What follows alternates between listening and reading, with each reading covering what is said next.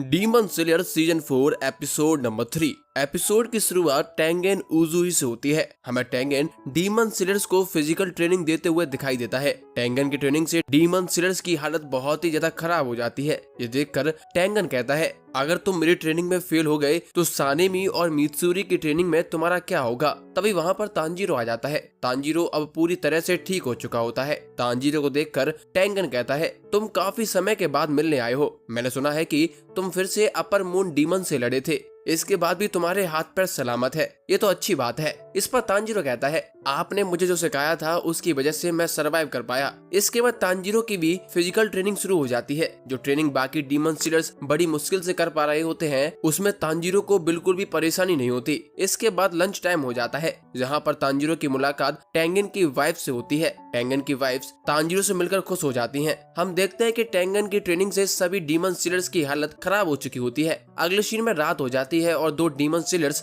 Training camp के चारों ओर पहरा दे रहे होते हैं। वो लोग आपस में बात करते हैं कि डीमंस ने हमला करना बहुत ही कम कर दिया है। डीमंस किसी नेजुको नाम की लड़की को ढूंढ रहे हैं, पर ये न्यूज अभी कंफर्म नहीं है। अचानक चलते चलते एक डीमन स्लेयर गायब हो जाता है। यह देखकर दूसरा डीमन स्लेयर बहुत ही ज्यादा डर जाता है। तभी दूसरा डीमन स्लेयर पीछे से आकर पहले डीमन स्लेयर को डरा देता है। इससे पहले वाला डीमन स्लेयर बहुत ज्यादा डर जाता है। आगे दोनों को कोने से कुछ आवाजें आती हैं। ये देखकर दोनों ही सीरियस हो जाते हैं और बिना चेक किए वहां से चले जाते हैं। हम देखते हैं कि वहां पर सही में एक डीमन आई होती है, जिस पर नंबर 4 लिखा होता है। ये आई कैंप के चारों ओर घूमकर जासूसी कर रही होती है। अगली सुबह फिर से टेंगेन की ट्रेनिंग शुरू हो जाती है, पर तांजीरो को उससे कोई फर्क नहीं पड़ता। तांजीरो बड़ी ही आसानी से टेंगेन की ट्रेनिंग कर रहा होता है, जबकि दूसरे डीमन स्लेयर्स शुरुआत से ही हाफ रहे होते हैं। वो लोग तांजीरो को देखकर सोचते हैं, क्या एक अपर रैंक डीमन को हराने के लिए हमें इतना ज्यादा स्टैमिना चाहिए। रेस्ट टाइम में बाकी के डीमन स्लेयर्स तांजीरो से उसके एक्सपीरियंस के बारे में पूछते हैं।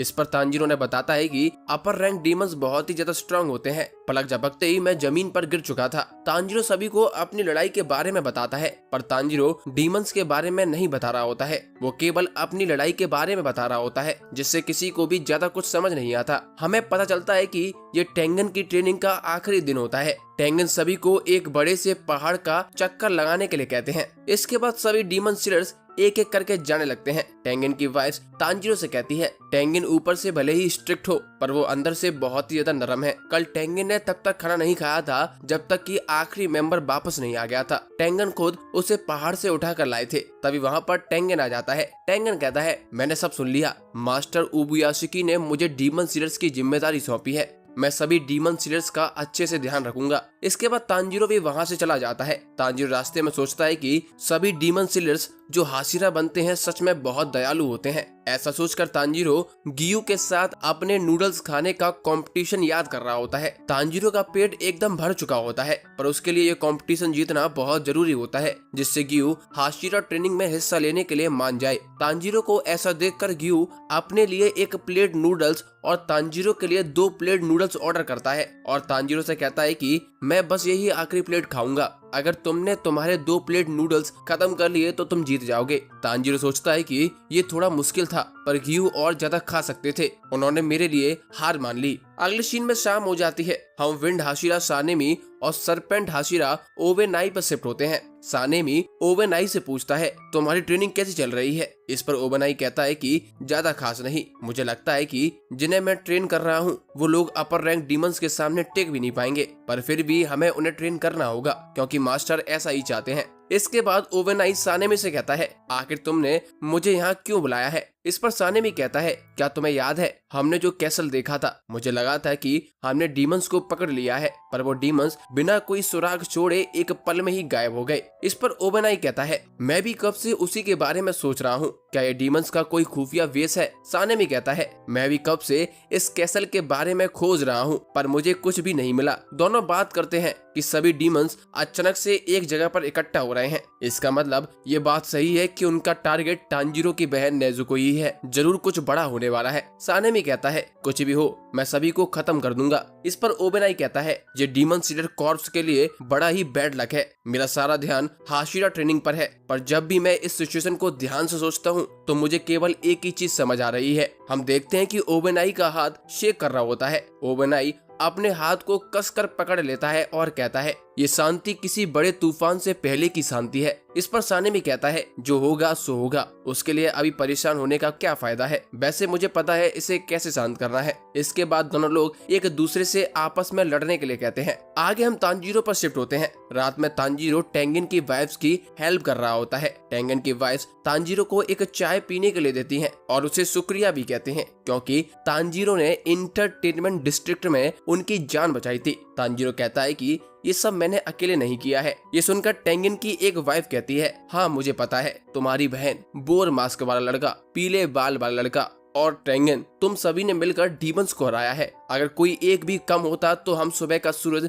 नहीं देख पाते। ऐसा बोलकर वो रोने लग जाती है। टेंगन की दूसरी वाइफ कहती है कि टेंगन अभी भी लड़ना चाहते हैं, वो नींद में भी डीमंस को मारने की बात करते हैं। तांजीरो, तुम मूजान को जरूर हरा देना। इस पर तांजीरो उन्हें मूजान को हराने का प्रॉमिस करता है। इसके बाद हम देखते हैं कि टेंगन सभी डीमन सीडर्स को नॉर्मल दौड़ाने की जगह उन्हें एक पहाड़ पर ले जाते हैं और रात में एक रियल कॉम्बैट ट्रेनिंग करने के लिए कहते हैं। टेंगन सभी से कहते हैं कि हम लोग डीमन से रात में लड़ाई करते हैं, इसीलिए हमारे सेंसेस शार्प होने चाहिए, जिससे तुम लोग अंधेरे में भी लड़ सको। अभी के लिए मैं डीमन बनूंगा जो तुम्हें खाने वाला है, तुम सभी को मुझसे लड़ना होगा। टेंगन तांजीरो से कहता है, तुम मुझसे लड़ने के साथ साथ अपने साथियों को भी बचाओगे। इस पर टेंगन अंधेरे में छिपकर हमला शुरू कर देता है और एक एक करके डीमन सीडर्स पर हमला करता है। कोई भी टेंगन को देख नहीं पाता और टेंगन एक एक करके डीमन सीडर्स को मार रहा होता है। तांजीरो सोचता है कि टेंगन एक पुराना निंजा है, मैं केवल उसकी स्मेल से उसे नहीं ढूंढ सकता हूँ। हम देखते हैं कि टेंगन तांजीरो की आंखों के सामने से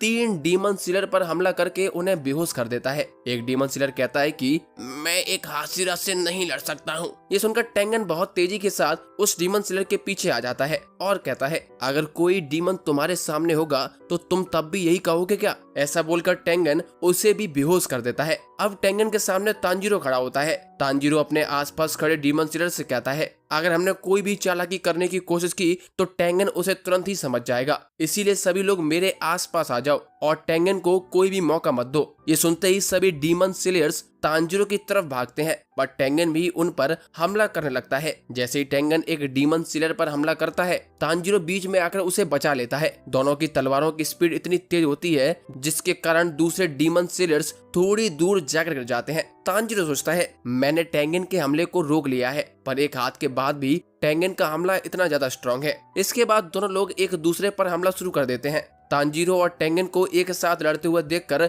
बाकी के डीमन सीलर्स चौंक जाते हैं। वो लोग सोचते हैं कि 2 लोग जिन्होंने अपर रैंक डीमंस को हराया है, उन्हें एक साथ लड़ते हुए देखना कितना ज्यादा औसम है। तांजीरो को टेंगन से लड़ते हुए देखकर बाकी के डीमन सीलर्स में बहुत हिम्मत आ जाती है और वो भी तांजीरो की हेल्प करने के लिए आ जाते हैं। डीमन सीलर्स एक एक करके टेंगन पर हमला करने लगते हैं। इसे देखकर टेंगन भी बहुत ज्यादा एक्साइटेड हो जाता है। अगले सीन में ट्रेनिंग खत्म हो जाती है। हमें पता चलता है कि टेंगन सभी डीमन सीलर्स को हरा देता है। एक डीमन सीलर्स कहता है कि किसी हाशिरा से लड़ना हमारे बस की बात नहीं है। इस पर टेंगन कहता है, मैंने तुम्हें डराने के लिए ट्रेन नहीं किया है। ये सुनकर डीमन सीलर्स कहते हैं, हमें पता है, पर हम किसी हाशिरा या अपर रैंक डीमन से नहीं लड़ सकते। हम केवल हाशिरा और तांजीरो पर विश्वास कर सकते हैं कि ये लोग अपर रैंक डीमंस और मूजान को हरा देंगे। हम लोग उनकी हेल्प करने की पूरी कोशिश करेंगे, चाहे वो थोड़ी सी क्यों ना हो। इसीलिए हमें और ज्यादा स्ट्रॉन्ग बनना होगा। ये सुनकर टेंगन खुश हो जाता है। अगली सुबह बाकी के डीमन सीलर्स खुद से फिजिकल ट्रेनिंग कर रहे होते हैं।